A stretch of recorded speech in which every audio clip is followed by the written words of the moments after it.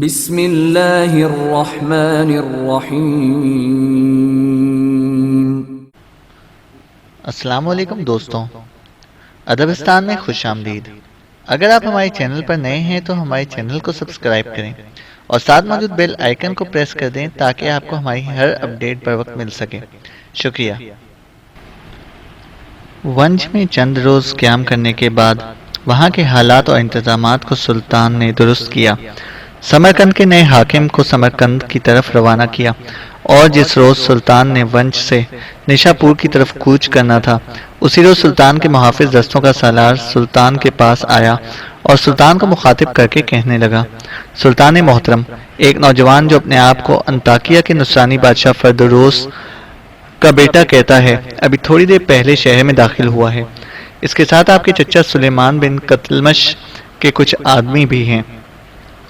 وہ اپنا نام لیوکس بتاتا ہے، کسی کے خلاف نالش اور شکایت لے کر آیا ہے۔ میں نے اس سے تفصیل جاننا چاہی، مگر اس کا کہنا ہے جو کچھ میں کہوں گا آپ کے سامنے کہوں گا، اگر آپ کہیں تو میں اسے آپ کے سامنے پیش کروں۔ سلطان کے چہرے پر ہلکی سی مسکراہٹ نمودار ہوئی، پھر کہنے لگا، اگر وہ واقعی فردوروس کا حقیقی بیٹا ہے تو اسے روکا نہیں جانا چاہیے، اسے فی الفور میرے پاس لے آؤ۔ محافظ دستوں کا سالار وہاں سے ہٹ گیا۔ تھوڑی دیر بعد وہ سالار چند جوانوں کو لے کر سلطان کے پاس آیا۔ سلطان اس وقت اپنے سالاروں اور عمائدین کے ساتھ شہر کی فصیل کے قریب بیٹھا ہوا تھا۔ آنے والوں نے سلطان سے مصافحہ کیا، پھر بہترین انداز میں استقبال کیا۔ سارے سالاروں اور عمائدین نے بھی پرجوش انداز میں ان سے معانقہ کیا۔ پھر سلطان بیٹھ گیا، ان سب کو بھی اپنے سامنے بیٹھنے کے لیے کہا۔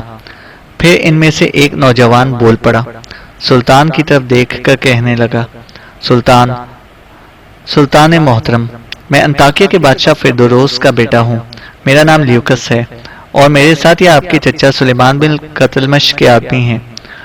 سلطان محترم، میں جانتا ہوں گو آپ کی روایت اور آپ کی تہذیب کے مطابق کسی بیٹے کا باپ کے خلاف بات کرنا بڑا عجیب اور معیوب ہے، مگر مجبوری ہے اس لیے کہ میں سچ بات کہنے میں ہچکچاہٹ محسوس نہیں کرنی چاہیے۔ سلطان محترم، میرا باپ فردوروس یعنی انطاکیہ کا حاکم ایک ظالم اور انتہا درجے کا بدکردار شخص ہے۔ اس کے مظالم سے انطاکیہ ہی نہیں گرد و نواح کے لوگ بھی انتہا درجے کے نالاں ہیں۔ سلطان محترم، میرا باپ فردوروس اپنی رعایا کے اندر ظلم کی انکہی داستانیں، کھوئے لمحوں کی بے انت کہانیاں، بریدہ شاخوں کے قصے، زرد پتوں کی رودادیں اور جبر کے سوکھے موسموں کا سما پیدا کرنے پر خوشی محسوس کرتا ہے۔ اس نے انطاکیہ شہر نہیں بلکہ اپنی سلطنت کے دیگر شہروں اور قصبوں میں بھی ظلم کی برسات سے ستم کی تیلسان دراز کر رکھی ہے۔ جراحتوں کے ایسے سبب کھڑے کرتا ہے کہ اس کی رعایا کی حیثیت اس کے سامنے خشک پودوں سے بھی بدتر ہو کے رہ گئی ہے۔ سلطان محترم، کوئی بھی بیٹا اپنے باپ کے خلاف بغیر کسی وجہ کے اس قسم کی الزام تراشیاں نہیں کرتا، مگر یہ میری بدقسمتی ہے کہ میرے باپ نے لوگوں کے ضمیر پر کالک پھیلانا شروع کر رکھی ہے، عصمتوں پر گندگی اچھالتا ہے، وحشت کی گونجیں برہنہ شیطانی قہقہوں کی طرح چاروں طرف گونجتی ہیں۔ سلطان محترم، اگر میرا باپ اسی طرح انطاکیہ پر حکمرانی کرتا رہا تو خدشہ اور ڈر ہے کہ وہ آدمیت کے چیتھڑے اڑاتا رہے گا۔ اگر ایسا ہی سما رہا تو ماؤں کے دودھ کے ذائقے بدل جائیں گے، ان کی گود کی گرم آسودگیاں خارج ہو جائیں گی، چشم انسانیت لہو لہو ہو کے رہ جائے گی۔ سلطان محترم، میں آپ سے اپنے باپ کے خلاف کارروائی کرنے کی التجا کرتا ہوں۔ سلطان محترم، میں نے اپنے باپ کے کالے قانون اور ظلم کے خلاف بغاوت کھڑی کی ہے، جس کے نتیجے میں اس نے مجھے زندان میں ڈال دیا۔ بھلا ہوا انطاکیہ کے ایک سالار کا کہ اس سے ساز باز کر کے میں زندان سے جان چھڑانے میں کامیاب ہو گیا۔ سلطان محترم، میں انطاکیہ سے نکل کر اناتولیا کی طرف گیا، جہاں آپ کا چچا زاد سلیمان بن قتلمش حکومت کرتا ہے۔ میں نے اس سے مدد کی درخواست کی، لیکن اس نے کہا کہ وہ اکیلا انطاکیہ کی نصرانی سلطنت کے خلاف حرکت میں نہیں آ سکتا، اور پھر ایسا کرنے کے لیے اسے آپ کی اجازت کی ضرورت تھی۔ اسی بنا پر وہاں سے نکل کر میں آپ کی طرف روانہ ہوا۔ یہ جو میرے ساتھ آدمی ہیں یہ آپ کے چچا سلیمان بن قتلمش ہی کے ہیں۔ سلیمان بن قتلمش بن اسرائیل بن سلجوق سلطان کا چچا تھا، اور سلطان نے ایشیائے کوچک کے بعض علاقوں کو فتح کر کے اسے وہاں کی حکومت دے رکھی تھی، جس کا صدر مقام نیکیا تھا۔ سلیکون نے ایشیائے کوچک میں جس عظیم الشان حکومت کی بنیاد رکھی تھی 700 ہجری تک قائم رہی۔ سلیمان اور اس کے جانشین سلاجقہ ارض روم یا سلاجقہ روم کہلاتے تھے۔ ان کے جانشین ترک عثمانی ہوئے۔ ترکی کی اسلامی سلطنت انہی ترکان نے عثمان کی یادگار ہے۔ لیوکس لمحہ بھر کے لیے رکا، اس کے بعد اپنا سلسلہ کلام جاری رکھتے ہوئے پھر کہنے لگا، سلطان محترم، میں خلوص دل سے آپ سے گزارش کرتا ہوں کہ انطاکیہ ہی نہیں، اس کے گرد و نواح کے بے بس و مظلوم لوگوں کو میرے باپ کے ظلم و ستم سے نجات دلائیں۔ سلطان محترم، میں امید رکھتا ہوں کہ انسانیت کی بہتری کے نام پر آپ ہم لوگوں کو مایوس نہیں کریں گے۔ سلطان نے کچھ سوچا، پھر اپنے سالاروں نظام الملک توسی اور دیگر عمائدین کے ساتھ مشورہ کیا اور لیوکس کو مخاطب کر کے کہنے لگا، نوجوان، میں اپنے لشکر کے ساتھ آج تھوڑی دیر تک نیشاپور کی طرف روانہ ہو رہا ہوں، تم بھی ہمارے ساتھ نیشاپور چلو، تمہارا قیام شاہی مہمان خانے میں ہوگا، وہاں میں فیصلہ کروں گا، بہرحال مطمئن رہو، تمہیں مایوس نہیں کیا جائے گا۔ لیوکس مطمئن ہو گیا۔ پھر سلطان نے اس کے اور اس کے ساتھ آنے والے لوگوں کے کھانے کا اہتمام کیا۔ اس کے تھوڑی دیر بعد سلطان اپنے لشکر کے ساتھ ونش شہر سے نیشاپور کی طرف کوچ کر رہا تھا۔ سلطان ملک شاہ سلجوقی کو اپنے لشکر کے ساتھ ونش سے نیشاپور داخل ہوئے 3-4 دن ہو گئے تھے کہ سورج غروب ہونے کے بعد ارسلان اپنے گھوڑے کی بات تھامے اپنی حویلی میں داخل ہوا، سیدھا استبل کی طرف گیا۔ جب وہ اپنے گھوڑے کے منہ سے لگام نکالنے لگا تب چونک سا پڑا، اس کے لیے اچانک کسی نے اس کے ہاتھ سے گھوڑے کی لگام لے لی تھی۔ چونک کر ارسلان نے دیکھا وہ زوباہ تھی۔ استبل کے اندر چلتی چھوٹی سی مشعل کی روشنی میں ارسلان نے دیکھا زوباہ کے چہرے پر انتہا درجے کی ناپسندیدگی کے آثار تھے۔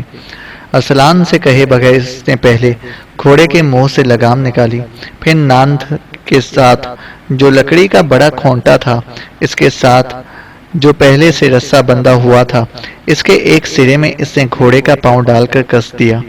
ارسلان اسے عجیب سے انداز میں بڑے غور سے دیکھ رہا تھا۔ گھوڑے کو باندھنے کے بعد زوبا مزید حرکت میں آئی، گھوڑے کے ساتھ بندی خرچین اور دوسرا سامان اس نے اتار لیا اور ایک طرف رکھ دیا، پھر زین اتاری، اسے زین رکھنے کی ایک بلند جگہ پر اس نے رکھا، پھر گھوڑے کے قریب آئی، پہلے اس کی پیٹھ پر ہاتھ پھیرا، پھر گردن تھپتھپائی، پھر اس کے منہ پر ہاتھ پھیرتے ہوئے اس نے ارسلان کو مخاطب کیا، امیر، اگر آپ برا نہ مانیں تو میں ایک احتجاج کروں گی۔ لشکر کو ونش شہر کے میدان جنگ سے نیشاپور لوٹے آج تیسرا دن ہے۔ ہمارے پاس یہ بھی اطلاع پہنچ چکی تھی کہ اجنبیوں کی طرح کہاں رہے، ہمارے پاس یہ اطلاع بھی پہنچ چکی تھی کہ آپ لشکر کے ساتھ آئے ہیں۔ اگر آپ برا نہ مانیں تو کیا میں پوچھ سکتی ہوں کہ آپ 3 دن تک اجنبیوں کی طرح کہاں رہے اور حویلی میں کیوں داخل نہیں ہوئے؟ ارسلان کچھ دیر جواب دینا ہی چاہتا تھا کہ اسی لمحے استبل میں اخیموت، سفینہ اور غیات داخل ہوئے۔ پھر زوبا کی تائید کرتے ہوئے اخیموت بول پڑا، ارسلان میرے بیٹے، جو سوال تم سے زوبا نے کیا ہے میں اس کی تائید کرتا ہوں۔ اگر یہ سوال نہ کرتی تو ایسا سوال میں تم سے کرتا۔ 3 دن سے لشکر شہر میں داخل ہو چکا ہے اور تمہارا کہیں اتا پتہ نہیں۔ سفینہ روز تمہارا پوچھتی تھی، زوبا پریشان تھی، غریات بھی ہر روز سوال کرتی تھی کہ بھائی کہاں چلے گئے، جبکہ شہر میں یہ خبریں پھیل چکی تھیں کہ بیٹے تم لشکر کے ساتھ آئے ہو۔ پھر دونوں بہنوں کے کہنے پر میں باہر نکلا، تمہارا پتہ کیا اور معلوم یہ ہوا کہ تم لشکر سے لوٹے ہوئے ہو اور مستقر میں ہو۔ کیا ہم سے کوئی ناراضگی ہو گئی ہے؟ عین اسی لمحے حویلی میں بدران اور برسک دونوں سالار نمودار ہوئے، اس کے ساتھ کوئی اور بھی تھا۔ لمحہ بھر کے لیے صحن میں جلتی مشعل کی روشنی میں ارسلان کی طرف دیکھا، پھر انہیں مخاطب کر کے کہنے لگا، بدران اور برسک، تم دونوں میرے استعمال کے اس کمرے میں چلے جاؤ جو نشست گاہ کے طور پر استعمال ہوتا ہے۔ وہ تینوں ارسلان کے نشست گاہ کی طرف چلے گئے۔ پھر اخیموت کو مخاطب کرتے ہوئے ارسلان کہہ رہا تھا، محترم اخیموت، میری آپ سے کیا ناراضگی ہو سکتی ہے؟ دراصل کچھ انتہائی اہم کاموں کے سلسلے میں مجھے مستقر میں قیام کرنا پڑا تھا، اور پھر ایک دن صبح سے لے کر شام تک لگاتار سلطان کے پاس رہنا پڑا، اس لیے کہ یہاں سے ایک لشکر انطاکیہ پر حملہ آور ہونے کے لیے روانہ ہو رہا ہے اور اس کی لشکر کی کمانداری مجھے سونپی گئی ہے۔ میں کل یہاں سے اپنے لشکر کے ساتھ کوچ کروں گا۔ ارسلان کے ان الفاظ پر زوبا دنگ رہ گئی۔ کچھ کہنا چاہتی تھی کہ اخیمود آگے بڑھا اور ارسلان کا ہاتھ تھامتے ہوئے کہنے لگا، بیٹے چلو پہلے آرام سے بیٹھتے ہیں، پھر تفصیل کے ساتھ گفتگو کرتے ہیں۔ اخیمود کے ان الفاظ کے ساتھ ہی زوبا بڑی تیزی سے حرکت میں آئی۔ پہلے جلدی جلدی ارسلان کے گھوڑے کو پانی پلایا، پھر اس کے آگے اس نے چارہ ڈال دیا۔ اسی دوران جب چپ چاپ ارسلان اخیمود کے ساتھ ہو لیا، زوبا بھی اس کے پیچھے پیچھے تھی۔ حویلی میں داخل ہونے کے بعد اخیمود کی طرف دیکھتے ہوئے ارسلان کہنے لگا، اس کمرے میں بیٹھتے ہیں جو میری خوابگاہ کے طور پر استعمال ہوتا ہے۔ دوسرے کمرے میں برسک اور بدران کے ساتھ کچھ مہمان بھی ہیں۔ ارسلان کا کہا مانتے ہوئے سب اس کے کمرے میں داخل ہوئے اور نشستوں پر بیٹھ گئے۔ گفتگو کا آغاز زوبا نے کیا۔ ارسلان کو مخاطب کرتے ہوئے وہ دھیمی دھیمی مسکراہٹ میں کہنے لگی، امیر اس حویلی میں آپ کے آنے سے یوں رونق آ جاتی ہے، آپ نہ جانے حویلی کو چھوڑ کر باہر رہنا کیوں پسند کرتے ہیں؟ امیر میں آپ سے دو گزارشات یا دو التجائیں کرنا چاہتی ہوں، مجھے امید ہے کہ آپ میری کسی عرضداشت کو ٹھکرائیں گے نہیں۔ ارسلان نے غور سے زوبا کی طرف دیکھا، پھر پوچھ لیا، تم کیا کہنا چاہتی ہو؟ زوبا مسکرائی اور کہنے لگی، میری پہلی گزارش آپ سے یہ ہے کہ کل جب آپ اپنے لشکر کے ساتھ انطاکیہ کی طرف روانہ ہوں تو میں آپ کے ساتھ جانا پسند کروں گی۔ آپ کی مہربانی ہوگی مجھے بھی لشکر میں شامل کر لیں۔ انطاکیہ میں میرے کچھ عزیز و اقارب ہیں، میں ان سے مل لوں گی۔ تیز نگاہوں سے ارسلان نے زوبا کی طرف دیکھا، پھر پوچھ لیا، کیا صرف تمہارے وہاں عزیز و اقارب ہیں؟ زوبا سٹپٹا گئی، فوراً کہنے لگی، میرا مطلب ہے ہمارے وہاں عزیز و اقارب ہیں، باغ کی دیکھ بھال کے لیے بابا، ماں اور بہن تو یہیں رہیں گے، مگر میں ضرور آپ کے ساتھ جاؤں گی، مجھے امید ہے آپ انکار نہیں کریں گے۔ ارسلان نے کچھ سوچا، پھر کہنے لگا، تمہارے سوال کا جواب تو میں بعد میں دوں گا، پہلے اپنا دوسرا سوال کروں گا۔ لمحہ بھر کے لیے زوبا نے بڑے غور سے ارسلان کی طرف دیکھا، پھر وہ دوبارہ کہنے لگی، میری دوسری التجا آپ سے یہ ہے کہ ہمیں کئی ہفتے ہو گئے ہیں نیشا پور میں رہتے ہوئے، ابھی تک ہمیں کسی نے سلطان ملک شاہ سلجوقی کے حالات نہیں سنائے۔ میں چاہتی ہوں کہ اس سے پہلے جو ان کے حالات ہیں وہ آپ سے بہتر ہمیں کوئی نہیں سنا سکتا، امید ہے آپ میری بات ضرور مانیں گے۔ صرف ایک لمحے کے لیے بڑے غور سے ارسلان نے زوبا کی طرف دیکھا، پھر کہنے لگا، پہلے میں تمہیں تمہارے کہنے پر سلطان کے حالات اختصار کے ساتھ سناتا ہوں، اس کے بعد سب سے مشورہ کرنے کے بعد یہ فیصلہ کیا جائے گا کہ تمہیں انطاکیہ جانا چاہیے یا نہیں۔ تو سنو، میں تمہیں اختصار کے ساتھ سلطان کے حالات سناتا ہوں۔ سلطان ملک شاہ سلجوقی اور اس کے خاندان کا تعلق وسط ایشیا سے تعلق رکھنے والے اوغز ترکوں کے ایک قبیلے سے ہے۔ وسط ایشیا میں ان ترکوں کا مرکز ابتدا میں ترکستان بلاد چین کے درمیان ایک کوہستانی سلسلے کے اندر تھا۔ بعد میں یہ لوگ اس کوہستان سے نکل کر ترکستان کے شہروں میں آن آباد ہوئے۔ ان کی سرحد اسبیجاب سے دریائے سیچوں اور خوارزم سے لے کر اہلستان تک پھیلی ہوئی تھی۔ اسلام قبول کرنے سے قبل وسط ایشیا میں رہنے والے تقریباً تمام ترک قبائل فطری طور پر خانہ بدوشی کی زندگی بسر کرتے تھے۔ نہ ان کے ہاں تہذیب و تمدن نام کی کوئی چیز تھی، نہ ان کے سامنے مذہب کا کوئی تصور تھا، بس وہ بھیڑ بکریاں، گھوڑے اور دوسرے جانور پالتے تھے، جس کے لیے ان کے پاس چراگاہیں افراد کے ساتھ موجود تھیں۔ ترک قدرتی طور پر نہایت سادہ اور محنت کش بھیڑ بکریوں اور اونٹوں کے بالوں سے اپنا لباس بنا لیتے ہیں اور انہی کی کھالوں سے اپنے خیمے تیار کر لیتے ہیں، جن کے اندر رہائش رکھتے ہیں۔ تیغ زنی اور جنگجوئی کے دوسرے طریقے انہیں ورثے میں ملتے ہیں۔ یہ اکثر و بیشتر آپس میں ایک دوسرے سے برسر پیکار رہتے ہیں اور کبھی کبھار اسلام قبول کرنے سے پہلے قافلوں کو بھی لوٹ لیا کرتے تھے۔ ان لوگوں کا رہن سہن اور عادات و خصائل عام طور پر عرب کے بدوؤں سے حیرت انگیز طور پر ملتے جلتے ہیں۔ پھر ایسا ہوا کہ مسلمان تاجروں اور مبلغوں نے ان ترکوں کے علاقوں میں جانا شروع کر دیا، جس کے نتیجے میں اس میل جول کی وجہ سے ترکوں نے آہستہ آہستہ اسلام قبول کرنا شروع کر دیا، اور جو قبیلے اسلام قبول کرتے وہ مسلمانوں کی سلطنت کے ہمسائے میں آ کر آباد ہو جاتے تھے۔ مسلمان عموماً ان لوگوں کو ترکمان کہہ کر مخاطب کیا کرتے تھے۔ اپنے وطن سے نکل کر سلطان ملک شاہ سلجوقی کے قبیلے اوغز نے بھی اپنے آبائی بستیوں کو چھوڑ کر ماوراء نہر کا رخ کیا۔ وہاں ایک جگہ انہوں نے اقامت اختیار کر لی اور وہیں انہوں نے اسلام قبول کر لیا۔ اس قبیلے کے سردار کا نام چونکہ سلجوق تھا، لہٰذا یہی سلجوق سلطان ملک شاہ کا مورث اعلیٰ تھا، اور اسی کے نام کی نسبت سے اس کے خاندان اور نسل کو سلجوقی آل سلجوق، سلاجقہ یا سلاجیق کہا جاتا ہے۔ اوغز قبیلے کے سردار سلجوق کے 5 بیٹے تھے۔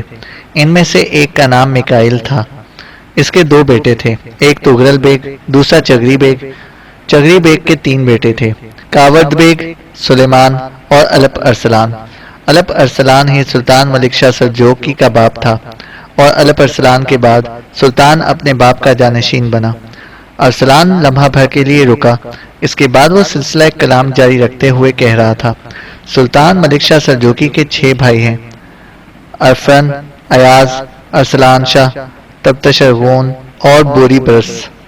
سلطان الپ ارسلان نے اپنے بیٹے ملک شاہ سلجوقی کی تعلیم و تربیت کا عمدہ انتظام کیا، اور محترم خواجہ بزرگ یعنی نظام الملک طوسی کو ان کا تعلیق مقرر کیا۔ الپ ارسلان کی شہادت کے بعد سلطان سلجوقی سلطنت کا مالک بنا۔ سلطان بنتے ہی اور اپنے باپ کی وراثت پر بیٹھتے ہی سلطان کے لیے جگہ جگہ ابتلاؤں اور مصیبتوں کے طوفان اٹھ کھڑے ہوئے۔ سب سے پہلے سمرقند میں ایک بغاوت اٹھی، لیکن اسے فروغ کر دیا گیا۔ اس کے بعد سلطان ملک شاہ سلجوقی کا ایک چچا کاورد بیگ تھا، اس نے اپنے بھائی الپ ارسلان کا تاج و تخت حاصل کرنے کے لیے ملک شاہ سلجوقی کے خلاف علم بغاوت کھڑا کیا۔ کرج کے مقام پر سلطان اور کاورد بیگ کے درمیان ہولناک جنگیں ہوئی، جس میں سلطان ملک شاہ سلجوقی فتح مند رہا اور باغیوں کو سلطان نے کچل کر رکھ دیا۔ لمحہ بھر کے لیے ارسلان مسکراتے ہوئے زوبا کی طرف دیکھتا رہا، پھر کہنے لگا: دراصل جس وقت ونج میں ہم نے سمرقند کے باغیوں کو شکست دی تھی، تو وہیں انطاکیہ کے کچھ لوگ سلطان کی خدمت میں حاضر ہوئے تھے اور انطاکیہ کے نصرانی بادشاہ فردوروس کے مظالم سے سلطان کو آگاہ کیا تھا۔ ساتھ ہی سلطان سے التجا کی تھی کہ فردوروس ایک ظالم اور جابر شخص ہے اور لوگوں کو اس کے ظلم و جبر سے نجات دلائی جائے۔ آنے والے قاصد جس روز ونج پہنچے تھے، اسی روز ہمارے لشکر نے وہاں سے نیشہ پور کی طرف کوچ کیا۔ راستے میں انہوں نے کچھ تفصیل بتائی۔ اس تفصیل کے مطابق قلعہ جابر کا حکمران جعفر فردوروس کے ساتھ ملا ہوا ہے اور مسلمانوں کے اندر انتشار پیدا کرنے کے لیے انطاکیہ کے بادشاہ فردوروس کی مدد کرتا ہے۔ اس کے علاوہ باطنیوں کا جو داعیہ کبیر ان دنوں عراق میں ہے اور جس کا نام شیخ عبد الملک بن عطاش ہے، اس کے اور باطنیوں ہی کے ایک نمائندے اور حمص کے والی ابن ملائب کی بھی فردوروس پشت پناہی کر رہا ہے، اور ان سب کے ذریعے وہ مسلمانوں کے اندر انتشار پھیلانے میں کوشاں ہے۔ اور فردوروس کی کوششوں میں آمد کا نصرانی حکمران اپولس اور الروحا کا عیسائی بادشاہ کلیس بھی شامل ہے۔ وفد انطاکیہ سے آیا تھا۔ انہوں نے بڑی منت سماجت کی کہ انطاکیہ پر حملہ آور ہو کر فردوروس کے ظلم و ستم سے نجات دلائی جائے۔ اب فیصلہ یہ ہوا ہے کہ پہلے انطاکیہ پر حملہ کیا جائے گا۔ فردوروس جن لوگوں کی مدد کرتا رہا ہے اور جن کے ذریعے مسلم مملکت میں وہ انتشار پھیلانا چاہتا تھا، ان سے بعد میں نپٹا جائے گا۔ اس کے علاوہ انطاکیہ سے نمٹنے کے بعد امروہہ اور آمد کی بھی باری آئے گی۔ زوبا، یوں جانو اس وقت بہت سے عوامل ہیں جو سلطان ملک شاہ کے خلاف کام کر رہے ہیں۔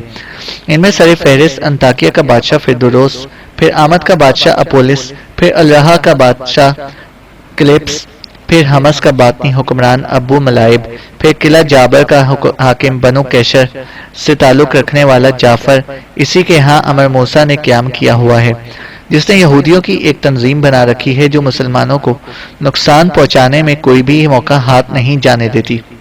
اور سب سے بڑھ کر باطنیوں کا داعی کبیر شیخ عبد الملک بن عطاش جو عراق میں مقیم ہے، وہ بھی اسلامی سلطنت کے خلاف سرگرم ہے۔ اب باری باری ہمیں ان ساری قوتوں کے خلاف حرکت میں آنا ہے، اور اس کی ابتدا ہم انطاکیہ کے نصرانی بادشاہ فردوروس سے کر رہے ہیں، اس لیے کہ وہی ساری برائیوں کی جڑ ہے۔ یہاں تک کہنے کے بعد ارسلان خاموش ہو گیا۔ تھوڑی دیر تک بڑے غور سے زوبا کی طرف دیکھتا رہا، پھر اسے مخاطب کر کے کہنے لگا، زوبا، تمہارے چہرے کا اندازہ لگاتے ہوئے میں یہ کہہ سکتا ہوں کہ تمہیں انطاکیہ پر حملہ آور ہونے کے اس فیصلے سے خوشی نہیں بلکہ دکھ ہو رہا ہے۔ زوبا چونک سی پڑی، کہنے لگی، امیر، یہ آپ کس قسم کی گفتگو کر رہے ہیں؟ بھلا انطاکیہ پر حملہ آور ہونے سے کیوں دکھ ہوگا؟ جب یہ بات طے شدہ ہے کہ انطاکیہ کا نصرانی بادشاہ فیودوروس ایک ظالم اور جابر شخص ہے، تو پھر ظالم کو اس کے ظلم، جابر کو اس کے جبر کی سزا ہر صورت میں ملنی چاہیے۔ تیز نگاہوں سے ارسلان نے زوبا کی طرف دیکھا اور اس کی ان نگاہوں کا تیزی کا سامنا زوبا نہ کر سکی، نگاہیں جھکا لی۔ مسکراتے ہوئے ارسلان نے پھر سے مخاطب کیا، زوبا، یہ تم نے جو میری گفتگو کے دوران نگاہیں نیچے کر کے گردن جھکا لی ہے، تو یاد رکھنا یہ کسی علت کے بغیر نہیں ہے۔ زوبا پھر چونک سی پڑی۔ دوسری جانب اخیموت، سفینہ اور غریات بھی خدشات بھرے انداز میں ارسلان کی طرف دیکھ رہے تھے۔ ارسلان پھر بول پڑا، زوبا، تمہارا کہنا ہے کہ تمہیں انطاکیہ پر حملہ آور ہونے کے فیصلے سے کسی قسم کا دکھ نہیں ہوا، تو یہ کہو کہ انطاکیہ کے بادشاہ فیودوروس سے جو تمہارا رشتہ ہے، اس کا کیا بنے گا؟ ارسلان کے ان الفاظ پر زوبا چونک سی پڑی، ایک طرح سے اپنی جگہ پر اچھل پڑی۔ اخیموت، سفینہ اور غریات بھی انتہائی پریشانی کا شکار ہو گئے، پھٹی پھٹی نگاہوں سے ارسلان کی طرف دیکھ رہے تھے۔ پھر خشکن انداز میں زوبا کو مخاطب کرتے ہوئے ارسلان کہنے لگا، دیکھو زوبا، تمہیں فکر مند اور پریشان ہونے کی ضرورت نہیں۔ میں جانتا ہوں تم محترم اخیموت کی بیٹی نہیں ہو، بلکہ تم انطاکیہ کے بادشاہ فیودوروس کی بیٹی ہو۔ اس کے ظلم اور جبر سے بھاگ کر تم نے ایک مسلمان خاندان کے ہاں پناہ لی۔ اس خاندان کو فیودوروس نے اپنا نشانہ بنایا، تو تم بھاگ کر محترم اخیموت کے پاس آ گئی، جو اس مسلم گھرانے سے بہترین تعلقات رکھنے والے ہیں۔ اس کے بعد محترم اخیموت نے جو سب سے بڑا نیک کام کیا، وہ یہ کہ انطاکیہ کے نواز سے نکل کر یہاں تمہاری خاطر انہوں نے پناہ لے لی۔ زوبا، جو کچھ میں نے کہا ہے یہ سچ ہے یا جھوٹ؟ میرا اندازہ ہے کہ یقیناً تم کہو گی کہ میں جھوٹ بول رہا ہوں۔ ارسلان مزید کچھ نہ کہہ سکا، اس لیے کہ زوبا بڑی بے چینی کا اظہار کرتے ہوئے بول اٹھی، امیر، یہ میں کیسے کہہ سکتی ہوں کہ آپ جھوٹ بول رہے ہیں؟ جو کچھ آپ کہہ رہے ہیں سچ ہے، مگر اس سچ نے مجھے ایک تکلیف اور اذیت میں مبتلا کر دیا ہے۔ جب سلطان ملک شاہ سلجوقی کو خبر ہو گئی کہ میں فیودوروس کی بیٹی ہوں اور اپنے آپ کو محترم اخیموت کی بیٹی بتا کر میں نے ان سے دھوکہ اور فریب کیا ہے، تو نہ جانے میرے ساتھ کیا سلوک کریں گے، مجھے میرے اس جھوٹ کی کیا سزا دیں گے۔ اور آپ نے یہ بھی نہیں بتایا کہ آپ کو کیسے خبر ہو گئی کہ میں فیودوروس کی بیٹی ہوں۔ تھوڑی دیر تک ارسلان مسکراتا رہا، پھر کہنے لگا، زوبا، تمہیں پریشان اور فکر مند ہونے کی ضرورت نہیں۔ میں دیکھ رہا ہوں محترم اخیموت، سفینہ اور غریات بھی پریشانی کا شکار ہیں۔ جو حالات میں نے تم سے کہے ہیں، ان سارے حالات کی خبر سلطان کو پہلے سے ہے۔ تم لوگوں نے کوئی جھوٹ نہیں بولا، بلکہ اخیموت نے جو تمہیں اپنی بیٹی ظاہر کیا، تو میں سمجھتا ہوں انہیں ایسا ہی کرنا چاہیے تھا۔ اسی میں بہتری اور بھلائی تھی۔ بہرحال پریشان ہونے کی ضرورت نہیں۔ زوبا، میں تمہارے لیے ایک اچھی خبر لے کر آیا ہوں۔ تمہارے بھائی کو، نام جس کا لیوکس ہے، تمہارے باپ فیودوروس نے زندان میں ڈال دیا تھا۔ وہ وہاں سے اپنے کسی سالار سے ساز باز کر کے زندان سے بھاگ نکلا اور یہاں ہمارے پاس پہنچ گیا ہے۔ بے پناہ خوشی کا اظہار کرتے ہوئے زوبا ایک طرح سے اپنی جگہ سے اچھل پڑی، پھر بڑے شوق سے وہ ارسلان کی طرف دیکھتے ہوئے کہنے لگی، امیر، میرا بھائی لیوکس کہاں ہے؟ ارسلان نے اس موقع پر اس کمرے کے دروازے کی طرف دیکھا، پھر بلند آواز میں کہنے لگا، بدران، یہاں آ جاؤ۔ تھوڑی دیر بعد اس کمرے میں بدران، برسک اور زوبا کا بھائی لیوکس داخل ہوا۔ لیوکس کو دیکھتے ہی زوبا اپنی جگہ سے پر کھڑی ہو گئی، پھر دونوں بہن بھائی بھاگے اور اپنے بھائی سے لپٹ کر زوبا دھاڑے مار مار کر رونے لگی۔ لیوکس کی آنکھوں سے بھی آنسو بہہ نکلے۔ تھوڑی دیر تک ایسا ہی سما رہا، پھر دونوں بھائی بہن نے اپنے آپ کو سنبھالا۔ زوبا علیحدہ ہو گئی اور لیوکس کے شانے پر ہاتھ رکھتے ہوئے کہنے لگی، بھائی، آپ انطاکیہ کے زندان سے کیسے اپنی جان چھڑائی؟ لیوکس کچھ کہنا ہی چاہتا تھا کہ ارسلان نے دخل اندازی کی اور زوبا کو مخاطب کر کے کہنے لگا، زوبا، یہ بہت بری حرکت ہے۔ تم نے فوراً اپنے بھائی پر سوال داغ دیا ہے، اسے بیٹھنے کے لیے بھی نہیں کہا۔ اپنے آنسو پوچھتے ہوئے زوبا مسکرا دی۔ لیوکس کو پکڑ کر اس نے اپنے ساتھ بٹھایا، پھر لیوکس نے اسے مخاطب کیا، ہمارے باپ نے تو مجھے زندان میں ڈال دیا تھا، لیکن میری خوش قسمتی کے ایک سالار سے میں نے ساز باز کی اور مجھے وہ زندان سے نکالنے میں کامیاب ہو گیا۔ زندان سے رہائی کے بعد میں انطاکیہ سے نکلا، ایشیائے کوچک کا رخ کیا اور وہاں سلطان ملک شاہ سلجوقی کے چچا سلیمان بن قتلمش کی خدمت میں حاضر ہوا اور اپنے باپ کے مظالم بیان کرتے ہوئے اس سے انطاکیہ پر حملہ آور ہونے کے لیے کہا، لیکن اس نے مجھے سلطان کی طرف بھیج دیا۔ راستے ہی میں مجھے پتہ چلا کہ سلطان نے سمرقند کی بغاوت شروع کرنے کے لیے گیا ہوا ہے، لہٰذا میں نے ادھر کا رخ کیا۔ میرے ساتھ سلیمان بن قتلمش نے بھی اپنے کچھ آدمی بھجوائے تھے۔ ہم سلطان کی خدمت میں حاضر ہوئے، سارے حالات بیان کیے اور سلطان نے انطاکیہ پر حملہ آور ہو کر وہاں کے لوگوں کو میرے باپ کے مظالم سے نجات دلانے کی حامی بھر لی۔ لیوکس رکا اور پھر اپنی بہن زوبا کی طرف دیکھتے ہوئے دوبارہ کہہ رہا تھا، اب صورتحال یہ ہے کہ سلطان نے میری موجودگی میں آج صبح امیر ارسلان کو انطاکیہ پر حملہ آور ہونے کے لیے مقرر کیا ہے۔ ساتھ ہی آج صبح تیز ترار قاصد ایشیائے کوچک کی طرف روانہ کر دیے گئے ہیں اور سلیمان بن قتلمش کو سلطان نے پیغام بھیجا ہے کہ ارسلان کی ایک لشکر کے ساتھ انطاکیہ کا رخ کر رہا ہے، لہٰذا وہ بھی اپنے مرکزی شہر فیکیا سے نکل کر انطاکیہ کا رخ کرے اور دونوں مل کر انطاکیہ پر حملہ آور ہوں۔ میں خوش ہوں کہ سلطان نے میری عرضداشت کو قبول کر لیا ہے۔ ایک امیر ارسلان، برسک اور بدران دونوں سالاروں کے ساتھ کل انطاکیہ کی طرف روانہ ہوں گے، میں بھی ان کے ساتھ جاؤں گا۔ زوبا نے فوراً لیوکس کی بات کاٹ دی، کہنے لگی، اور میں؟ لیوکس مسکرا دیا اور کہنے لگا، تم اکیلی نہیں، محترم اخیموت اور ان کے اہل خانہ بھی ہمارے ساتھ جائیں گے۔ انطاکیہ کی فتح کے بعد میں اس شہر میں حکمرانی نہیں کرنا چاہتا، ایک عام شہری کی حیثیت سے زندگی بسر کرنا چاہتا ہوں اور تم لوگ میرے ساتھ رہو گے۔ پھر زوبا سے نگاہیں ہٹا کر لیوکس نے اخیموت کی طرف دیکھا اور کہنے لگا، محترم اخیموت، مجھے آپ کے سارے حالات کی خبر ہو چکی ہے۔ آپ نے جن حالات میں میری بہن کو پناہ دی اور پھر اسے یہاں لے کر آئے، اس کے لیے میں جتنا بھی آپ کا شکریہ ادا کروں کم ہے۔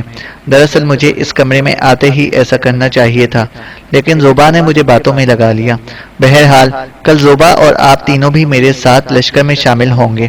انطاکیہ کی فتح کے بعد ہم انطاکیہ شہر ہی میں قیام کریں گے۔ شہر کی فتح کے بعد وہاں ہمارے لیے کوئی خطرہ نہ رہے گا۔ انطاکیہ کے علاوہ سلطان ملک شاہ سلجوقی نے امیر ارسلان کے ذمے کچھ اور مہمات بھی لگائی ہیں۔ پہلے آمد کی فتح ہے۔ آمد کا حکمران نصرانی اپولس ہے، یہ بھی میرے باپ کی طرح انتہا درجے کا ظالم اور جابر ہے۔ میری موجودگی میں سلطان نے جو امیر ارسلان کو احکامات جاری کیے ہیں، ان کے مطابق امیر ارسلان انطاکیہ کی فتح کے بعد آمد پر حملہ آور ہوں گے۔ اس سلسلے میں سلطان نے دیار بکر کے حاکم فخر الدولہ کی طرف بھی قاصد بھجوا دیے ہیں کہ آمد کے علاوہ میاں فارقین اور جزیرہ ابن عمر کی تسخیر کے سلسلے میں امیر ارسلان کے ساتھ پورا تعاون کیا جائے۔ لیوکس جب خاموش ہوا تو زوبا کی طرف دیکھتے ہوئے ارسلان بول پڑا، کیا ایسا ممکن نہیں کہ باتیں ختم کر کے ہمیں کھانا کھلا دیا جائے؟ اس پر زوبا ہنس دی۔ پھر سفینہ، زوبا اور غریاد کمرے سے نکل گئیں۔ تھوڑی دیر بعد اسی کمرے میں انہوں نے کھانا لگا دیا، سب مل کر کھانا کھانے لگے اور اگلے روز ارسلان، برسک اور بدران ایک لشکر کو لے کر انطاکیہ کا رخ کر گئے۔ لیوکس، زوبا، اخیموت، سفینہ اور غریاد بھی ان کے لشکر میں شامل تھے۔